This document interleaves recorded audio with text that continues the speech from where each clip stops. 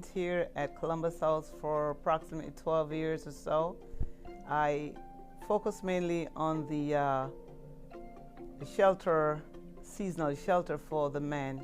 How I came in contact with this, sometime in November of 2008, around 5 in the afternoon, I was driving on Howard Avenue, and I noticed this long line of men outside, and it was very cold that November. So I passed by, but when I got to the light at Washington Avenue, something just kind of pricked me in my heart and said, you got to go find out what that's all about.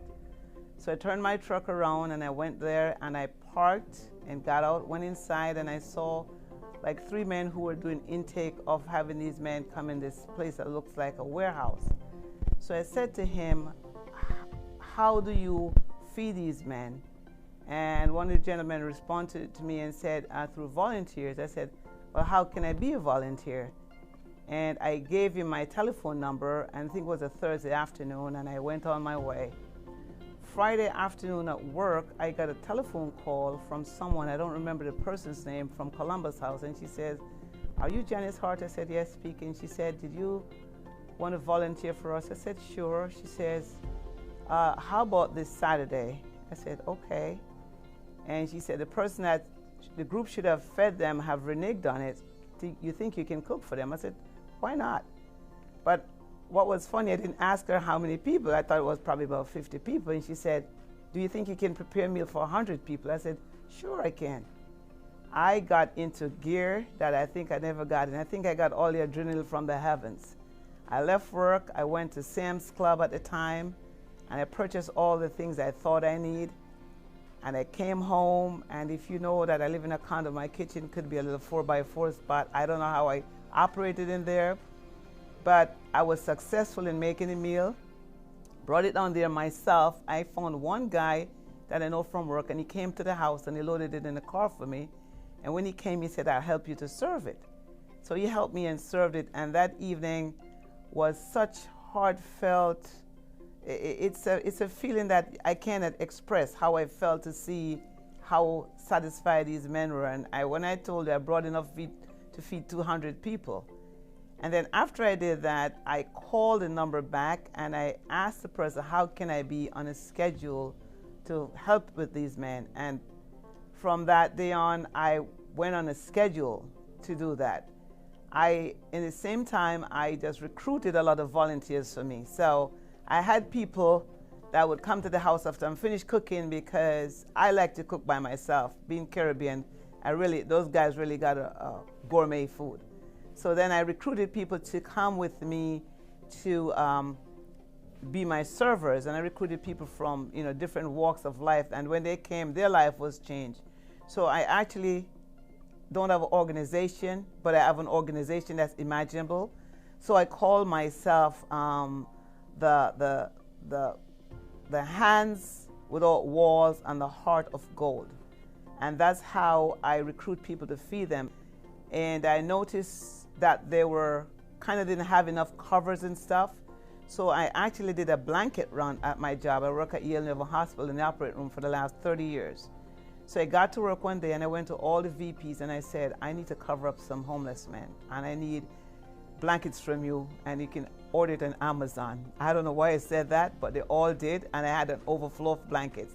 And then every Christmas, I made bags for them, goodie bags with like 12 items, 2 pairs of socks, washcloth, toothbrush, toothpaste, razor, shaver, and all that nice stuff. And then I realized that Christmas time, other organizations came to give them gifts. So I changed that date, and I gave them the gifts on Valentine's.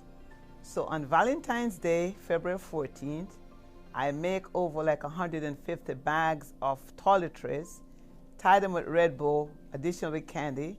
Last February 14th, I could not find a volunteer, because I guess everybody had a volunteer, but I had the best volunteer. I had about 80 men that I came by the overflow that was on Columbus off the boulevard, and I each gave them a bag. I do that because I recognize that apart from feeding someone, there's so much more to it that needs to be done to them. I really wish I could do like a gazillion things, and I have people who are so willing to help me that I know that I'll never stop doing this for the rest of my life. And through this, I've met some very interesting men, and I must say to you that what kind of warms my heart, I had a guy, more than one, that was in a shelter, but then I saw them at a workplace and they were glad to tell somebody that, you see that lady?